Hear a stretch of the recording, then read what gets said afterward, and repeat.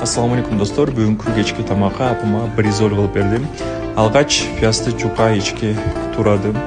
Андан соң тураган пиязымды фарштын үстүнө салып, туз, кара мурч, кызыл калемпир салып, бардыгын жакшылап аралаштырып алдым. Аралаштыргандан соң фаршты кичинекей бөлүктөргө бөлүп, андан кийин пакетке салып, жукартып, өлүк менен жайып алдым. Жайып алгандан кийин бир жумуртка чектим дагы, жумуртканы жакшылап аралаштырып, фаршты жумурткага жакшылап сүйкөп аралаштырып алдым. Андан соң начинкасын кылайын деп батыраңды ичке туурап, помидорду туурап, экөөнү кошуп, майонез кошуп жакшылап аралаштырып алдым. Бышкан фарштын ичине начинканы салып, монтип ородум. Орогон соң күрүч бышып калды, күрүчтү алып тарелкага салып, мондай кылып үстүн майонез менен кетчуп менен коздодум дагы.